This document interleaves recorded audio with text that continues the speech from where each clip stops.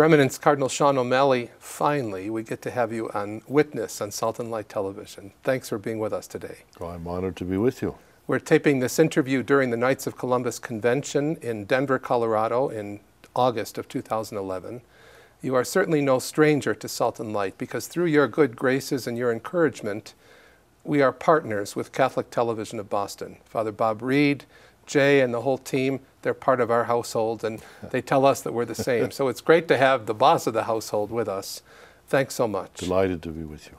Your Eminence, you're a Capuchin, member of a Franciscan order, one of the branches of the Franciscan community. And the first big question that people ask us every time you appear on our network, every time we have something with you in Rome or whatever, is he's a cardinal and he's wearing brown robes.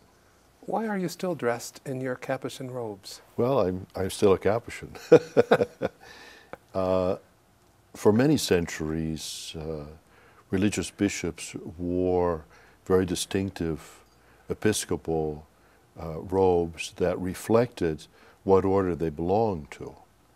The first Capuchin bishop I met wore a brown cassock with red buttons, and the fact that the Holy Father wears a white cassock comes to us from the time when all the Dominican bishops wore white because their habit was white, and St. Pius V was a fourth was Dominican. Yeah. But Pope Paul changed all of that, but in the new ceremoniale, instead of having our traditional Episcopal robes, it's left there that we can wear our habit instead of the house cassock, and so I've always opted for that because I'm still a Capuchin, and this is my uniform that I have been wearing since I was 19 years old. So, let's go back to that time when you were 19.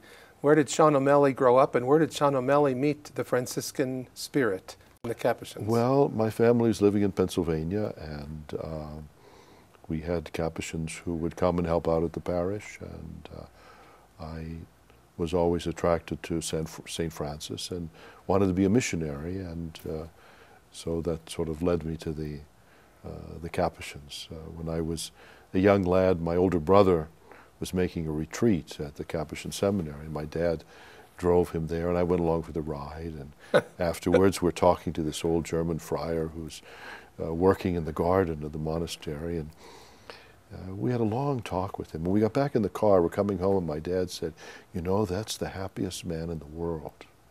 And I thought about that. He didn't have a beautiful wife or nice clothes or fancy car, and he was there hoeing in the fields, and yet he did exude a peace and a happiness that was very attractive. And so I thought, gee, I'd like to be happy like that too. And many years later, I went back and joined that same monastery. And when you joined that monastery in Pennsylvania, you remained there, you did your theological studies there. Well, I did philosophy there, and then in those days we used to go to Annapolis, Maryland for our novitiate. I returned to finish the college. We'd go after second year of college. And then I did my theology in Washington, actually, where I was for 20 years. And following your stay in Washington, you were in the missions for a while, correct? Yes, actually, when I was in Washington, I thought I was going to the missions. I had been assigned to Easter Island in the Pacific, you know, where the big stone heads are. And there was a German Capuchin who had been there 40 years by himself, and Father General wanted me to go and be his assistant. And so I was learning Rapa Nui, which was the Indian language there, when the Archbishop of Washington went to the provincial and said, "We have thousands of refugees coming every month from Central America, and I have one priest that speaks Spanish. You have a deacon, don't send him, keep him here." And so I ended up staying in Washington for almost 20 years, working with the immigrant population there. And then my first diocese was in the West Indies. In 1984, I was asked to go to be the Bishop of the Virgin Islands. You were a young bishop. How old were you when you were ordained? I was 39. What an incredible career. You know, I remember a proverb in Italian, a saying that appeared in an Italian newspaper several years ago, talking about coffees. And it said, "Il prezzo di un caffè è aumentando di giorno in giorno." The coffee price is going up every day. that it's no longer going to be a cappuccino, it's going to be un vescovo, and it's not going to be a Capuchin, it'll be a bishop. And you went from a Capuchin friar, a missionary, working with an immigrant population, bishop in the West Indies, bishop in the United States in 2 smaller dioceses, Fall River, Massachusetts, and a diocese in Florida, and then catapulted to Boston. Did you ever dream of these things back then as a Capuchin? Well, I always say I would have studied much harder in the seminary had I any suspicion that all this was going to happen. But what of your Capuchin formation, your religious life, helped you? What elements of this Franciscan spirituality of Capuchin life, what has helped you in the Episcopal ministries you've exercised these past years? Well, I think trust in providence. For St. Francis, of course, poverty Lady Poverty is the center of his spiritual life, and that poverty is complete trust in God's loving care for us. And so I've taken on these responsibilities, trusting that God will help us and see us through. When you assumed the responsibilities of Boston in 2002, you entered that diocese in a state of great crisis. Well, I remember the year 2002. We were planning World Youth Day for Canada. January 2002, January the 6th, I think, the Feast of the Epiphany. And the Kings not only came, but the explosion happened in Boston. And you went to Boston. What did you draw from in your own spirituality to help get you through those first years? Well, it was very challenging, but the theme that I tried to bring with me, it was the theme of St. Francis, to rebuild my church. And I asked the people to work together to do just that, to rebuild the church. And people did come forward, and that phrase from Francis, I think, did inspire a lot of Catholics to not give up, but to try to rebuild the church. You've seen the darkness and the shadows. You've also seen tremendous hope. Tell me a little bit about the seeds of hope you see in dealing with abuse victims and dealing with the abusers and dealing with a church that was so wounded. What signs of hope are emerging from the disaster? Well, I think just the fact that we have the confidence that the church is now a safer place for young people. And of course, it's very sad to think that in the past we did not deal with these problems the way we should have. I think people did not suspect the great damage that was done to the victims of abuse. There was so much attention focused perhaps on the perpetrator rather than, I think if people had looked at the damage that was done, then they would have responded in a much different way. But I think the Church, particularly in the States, has tried to reach out to victims and to do everything that we can within the Church to assure people that we want the Church to be the very safest venue possible for our young people by the screenings and the programs and the zero tolerance. All of these things, I think, have helped to make the Catholic Church one of the safest institutions in the world. Yeah. You were instrumental, along with the late Archbishop Pietro Sambi, in arranging the very historic meeting in the Nunciature in Washington during Pope Benedict's visit in 2008. In fact, because the Pope wasn't able to go to Boston, I think if I read correctly and I've heard correctly, you appealed that a meeting take place. Yes, and the Holy Father was very generous in allowing that to happen, and I think it was a great moment of healing for many, many people. It gave a powerful signal to the world church. It certainly did. It was a very difficult thing to orchestrate because our fear was if it came to light before the event that it would become a circus, but people were very discreet about it. And what do you remember from that meeting in the chapel at the Nunciature? Well, the reaction of the Holy Father and his compassion and his very fatherly spirit towards the victims, and he listened very carefully to their stories.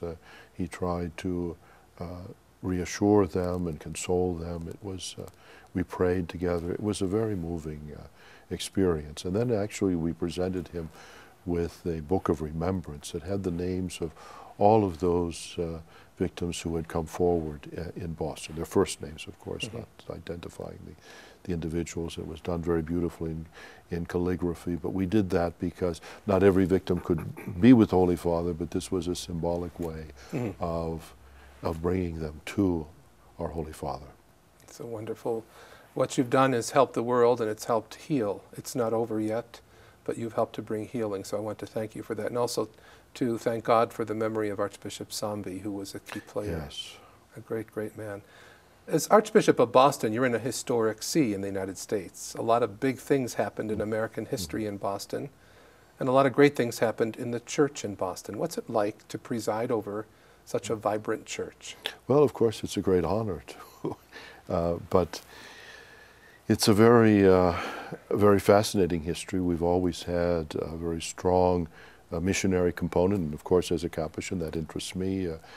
Cardinal Cushing, before he became Archbishop, had been the head of the propagation of the faith, and so upon becoming the Archbishop, he began the St. James Society, which in the last 50 years has sent 300 priests to work in Peru, Ecuador, and Bolivia. Our Propagation of the Faith office in Boston is one that collects the most money of practically any office in the world. And there's a great sense of love for the missions. It's very interesting when we had our bicentenary of the Archdiocese a couple of years ago, and we invited people from Bordeaux, because our first bishop was actually a French priest who at the time of the Revolution was arrested because he refused to take the oath of allegiance, and so he was in a sort of a concentration camp. He escaped, went to England as a teacher, and then came to the States because his professor from the seminary was there. There were only 2 priests in New England, and they took care of all of New England. But when he had been there for several years, named bishop, and done a wonderful job, was very, very beloved by the entire community. He was called back to France to be the Cardinal Archbishop of Bordeaux. And it's interesting that they brought us from Bordeaux letters from the early bishops appealing to their Propagation of the Faith office and the responses that they got. And it was very touching to me to think that, you know, we depended on the largesse of these Catholics in France in their Propagation of the Faith. And now it's Boston's turn to reach out and help other dioceses in different parts of the world. You were bishop for many years under the pontificate of John Paul II, and I know that his vision, his breadth of hope for the world has somehow gotten into you. What do you take from the pontificate of John Paul II? What struck you about John Paul? Well, he was such an extraordinary figure. As a young priest, I was sent to Puebla to help the American bishops there, and that was his first trip as a pope. 1979. And it was a very exciting moment. When he arrived in Mexico, we were already in Puebla. They rang all the church bells. There's over 300 churches there. Yeah. It was just an extraordinary experience. And then he drove in an open car from Mexico City to Puebla, which is maybe 60 miles. The crowd extended the whole way. People slept on the highway the night before. And, you know, as I said, it was like the Acts of the Apostles, where they said that they put the sick by the side of the road. The shadow of Peter. He said that Peter's shadow would follow. Yeah. But the people were so enthusiastic. Yeah. When he got to Puebla, he got out of this car, walked across a soccer field, and immediately started Mass.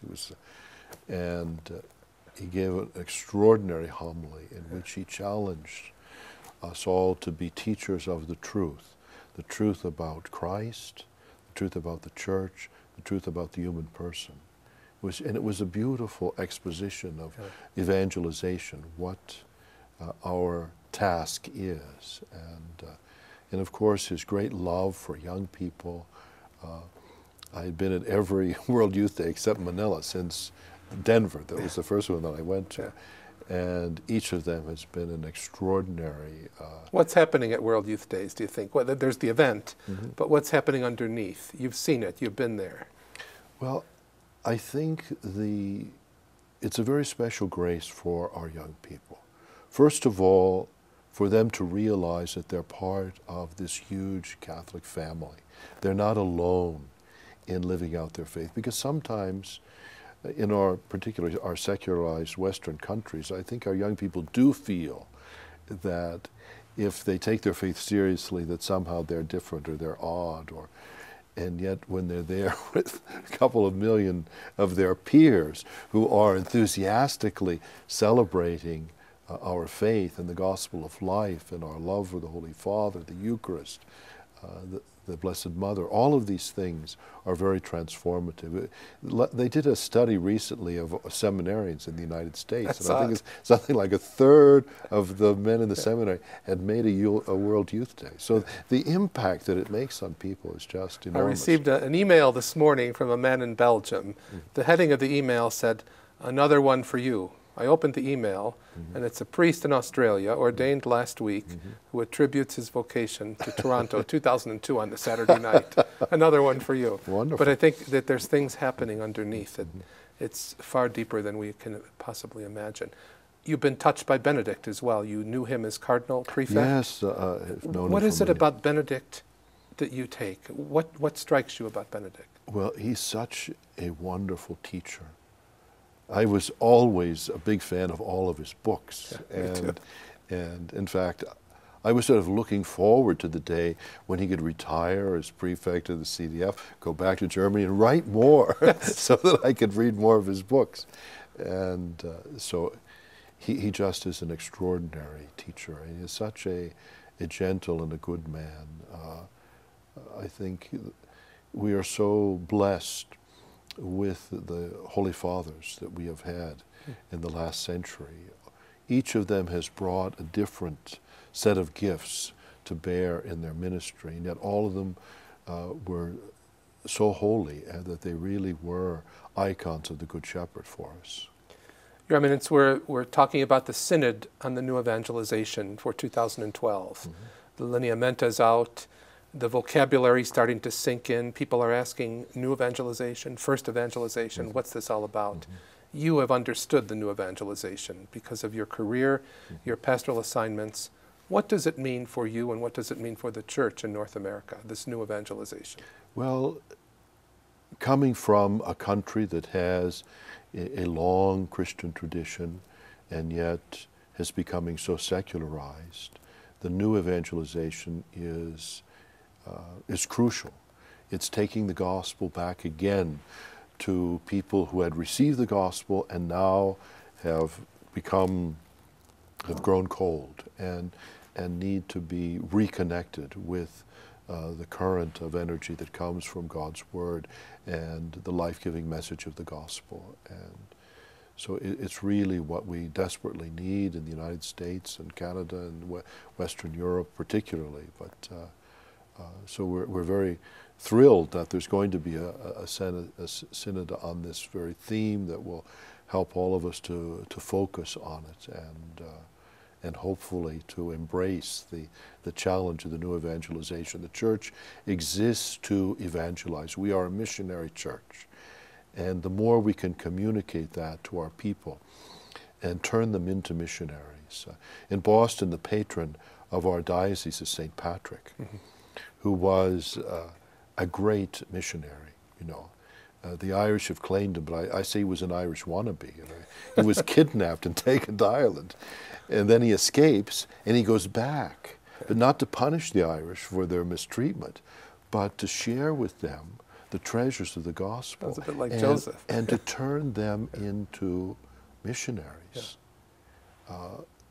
It's one of the most beautiful things about the history of the church in Ireland is what a missionary church they became. They were the original Jehovah's Witnesses.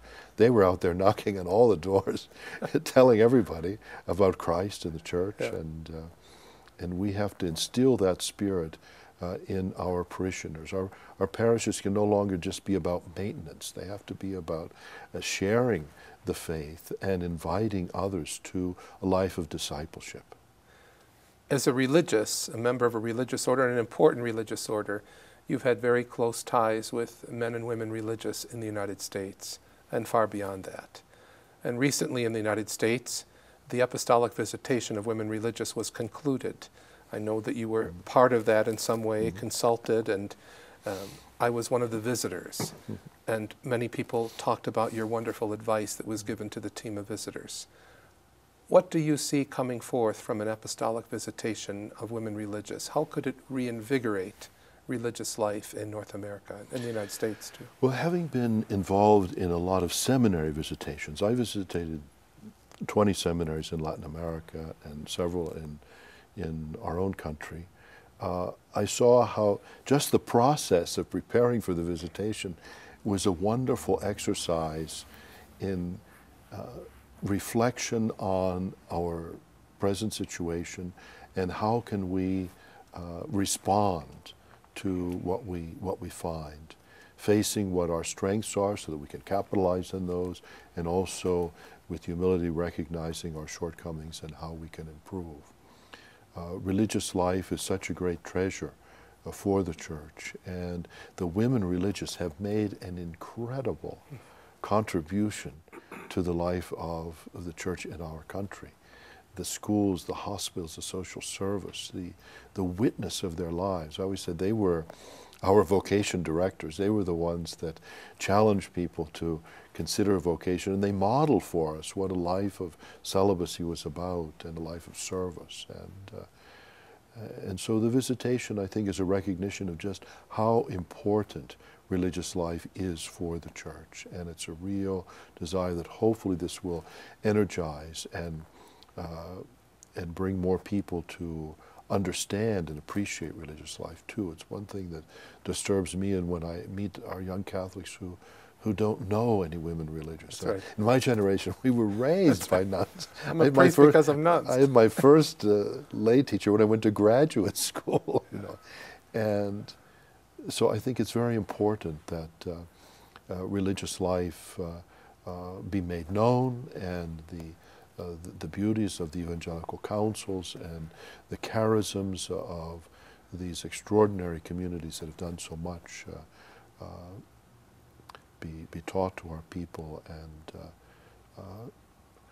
I think there's a new resurgence in religious life, and hopefully the attention that the visitation is bringing to religious life will be a very healthy thing for our country and for all of our religious communities. As an archbishop and a cardinal in whose diocese is one of the very important Catholic communications instruments in the country, namely Catholic Television of Boston, what is your hope and vision for Catholic broadcasting, Catholic media, and Catholic communications? Though you're not at the studios every day, Father Reed and Jay and the others speak about your support. But what is your hope and vision? What should we be as agents or instruments of communication? Trying to reach an audience that doesn't have the traditional contacts with the Church and knowledge of what the Church is or what we teach. These new means of communication, the internet, the television, the radio, are very, very important ways of getting the message out. And we're delighted that the Catholic television has grown so much and is now able to be of service to so many different dioceses. And Father Reed has brought tremendous talent and energy to his job there. I could never do the WOW show. Bob and I are good friends, but when I watch that, I call him sometimes, where do you get the energy to do the WOW? And our people love it. Not just the kids, but the adults. Well, he's done a terrific job, and now we have Scott Landry overseeing all of our communications efforts, and he also is very creative, and it's been a great joy having them there. Let me ask you a question about hope. Hope happens to be the theme of the convention of the Knights of Columbus this August. Pope Benedict's second encyclical, Spe Salvi, speaks of hope. It's a very important Christian virtue. Given the assignments that you've had, very difficult and challenging moments, you probably never imagined this as a 19-year-old guy in Pennsylvania, and going into dioceses that have been broken and hurt, and seeing the evil that can be perpetrated by those who should be doing good. You've maintained hope. You have not become cynical. You speak the truth with charity. Where's this energy coming from for Seán O'Malley? What gives you hope? Well, many things. The good people, the good priests, the good religious, that's what fills me with hope. Going to something like World Youth Day and seeing the love and the enthusiasm of hundreds of thousands of our young Catholics, it fills me with hope that Christ didn't promise us it would be easy, but he said he would always be with us, and we're counting on that promise, and we see manifestations of it every day. It's happening, this Capuchin phenomenon is happening in the United States now. It's not just in Boston, but Philadelphia will soon be led by one of your brothers, Archbishop Charles Chaput. Yes. What's going on here? Archbishop Charles is my classmate. We have been friends for almost 50 years. And we went to college, novitiate, theology together. And so we're very, very proud of him, the wonderful work that he did in South Dakota and here as a bishop. And we know that the Lord will help him in the challenging task of bringing healing and rebuilding the church in Philadelphia. So I think this must be something that Capuchins don't like, to be separated by mountain ranges. And he was tired of being in Denver, so he's going to be closer to you now. They're just a train ride away. It's wonderful. We're very happy to be in the same time zone. There's another Capuchin who's marked the life of the church in North America, particularly the United States, and especially in Detroit, Father Solanus Casey. It's a story that fascinated me. I did my novitiate in Detroit back in the early 80s, went to the Capuchin friary many times, witnessed the crowds, the faith. You knew about Solanus. What can Solanus teach us today? He was such an extraordinary figure. In many ways I identify with him because I'm an Irish infiltrator in a German province of Capuchins the way he was. But his love for the poor, his simplicity. I've met many people who knew him personally, and everyone talks about his great charity, his great faith, the way that he touched so many lives. And I have prayed at his tomb at St. Bonaventure's, and we pray that his cause will advance quickly. I think it will be a great model for religious life in our country. Brother Andre made it in Canada, and That's his right. friend, Father Solanus, is going to make it. That's right. Your Eminence, I want to thank you for the time today. It's a very busy convention, but thank you especially for your encouragement and your example. You are no stranger in Canada, and our viewers will be very happy to see this interview. Thank you, Father Tom. Thanks. It's a joy to be with you.